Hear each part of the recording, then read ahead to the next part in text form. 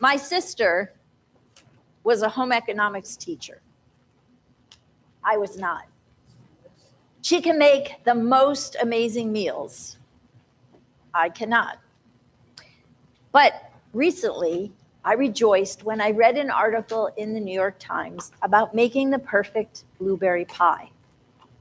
It actually placed the blame for most pie failures directly on the blueberries.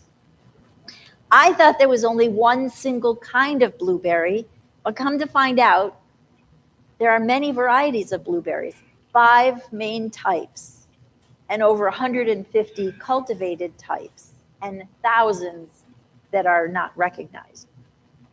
Sometimes they set, sometimes they run. And there's very little that you can do to prevent a ready pie disaster, other than a complicated method of thickening the filling before baking, and well, I'll just use a spoon. So when we hear today that Jesus drops in for dinner with Mary and Martha, you can imagine who I identify with and who my sister identifies with. Martha is faithful to the Jewish tradition of hospitality, and she expects Mary to be the same. Martha does not expect her sister to sit at the feet of Jesus and leave all the work for her to do. Mary, on the other hand, is in no hurry to join Martha in the kitchen. She takes the posture of a disciple, sitting at Jesus' feet, attentive to all his stories. So who can blame Martha for feeling somewhat hostile in mind, as we heard in the reading from Colossians? And Martha does not keep her feelings to herself. Jesus knows what's going on even before she opens her mouth, but he waits to hear her words. Lord, don't you care? And at this point, we realize that Mary is not the only one on the bad list. Don't you care that my sister has left me to do all this by myself?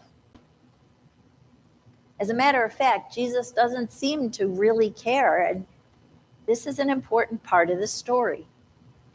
Although we will never really know his exact tone, I think he was probably smiling when he says, Martha, dear friend, you are worried and distracted by so many things.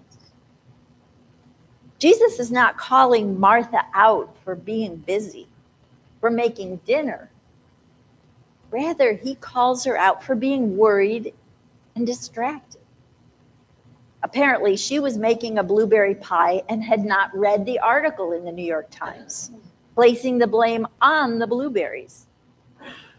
Instead, she works herself into a frenzy over the meal, focusing her frustration on her sister and her guest, losing sight of the one person that she significantly calls Lord. Jesus, in his infinite wisdom, gently calls her to refocus.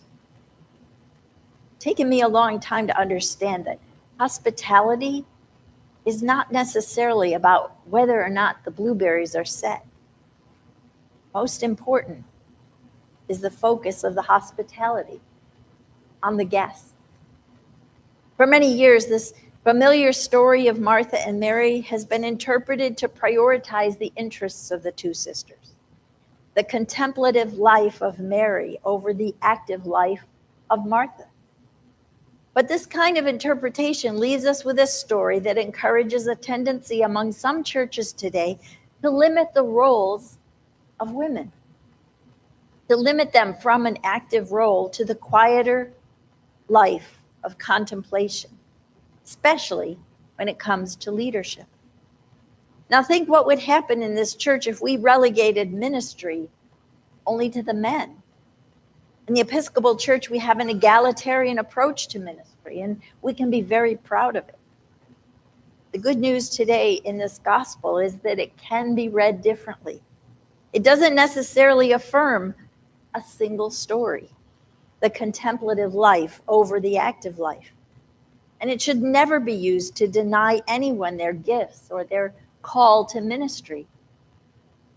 Each one of us has very different spiritual gifts. Thanks be to God.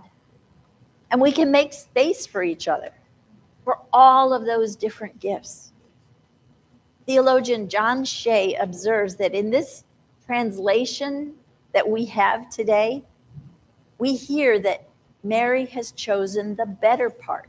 That's what's written in your leaflet. But the Greek wording actually translates as good. Mary has chosen the good part, meaning that she has chosen to connect with God, who is good and serves as the foundation and energy for effective action. Shea does not believe this story reinforces a Mary-Martha dichotomy, but instead calls for a recognition that God is found both inside and outside, in contemplation and in action.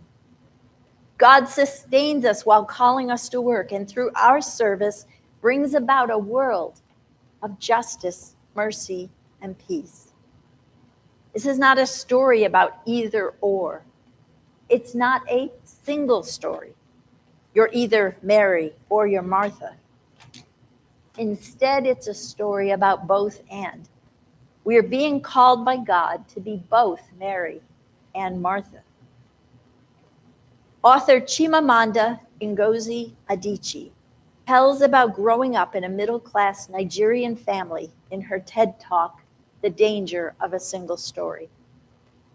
Her father is a professor and her mother an administrator.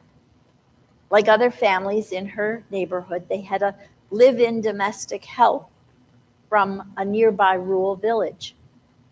When she turned 8, her family got a new houseboy whose name was Phoebe. A houseboy or girl typically assists with domestic chores like cleaning, meal preparation, errands, and laundry. The only thing her mother told her about Phoebe was that his family was very poor. Chimamanda's family gave Phoebe's family yams, rice, and old clothes to help them out. And if she didn't finish her dinner, you're going to recognize this. Her mother would say, "Finish your food. Don't you know that people like Phoebe have nothing to eat?" Now, we probably didn't say this to our kids, but I know we heard it from our parents. In the story of Phoebe the poor one, Chimamanda developed an enormous feeling of pity for his family. Then one Saturday, the Adichie family went to Phoebe's village to visit. Phoebe's mother showed them a beautifully patterned basket made of dyed raffia that Phoebe's brother had made. Chimamanda was surprised because it had not even occurred to her that anyone in Phoebe's family would actually make something. Say nothing about something so beautiful. All she had heard about them was how poor they were, and it was almost impossible for her to see them as anything but poor. Their poverty was the only story of them that she knew. It was a single story, yet there was so much more. A single story is created by showing someone or something as only one way, over and over again. And then after some time, that is what they become in our minds. But when we reject the idea of a single story, when we realize there is never a single story about anyone or anything or any place, then we can embrace a perspective of wholeness that enables us a broader understanding, and we live a richer and fuller life. I doubt Martha was always in the kitchen, and I doubt Mary was always at the foot of Jesus. In this gospel story, we hear a plea from God to focus on God, to give God some prime time FaceTime, just like we give our friends, at least our close friends, the ones we want to keep.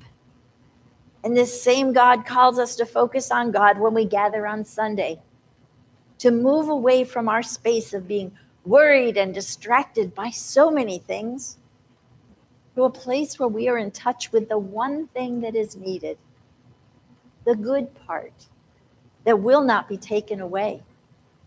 And that is the place where we will connect with God, a gracious and loving God that offers us both peace and energy, all that we do.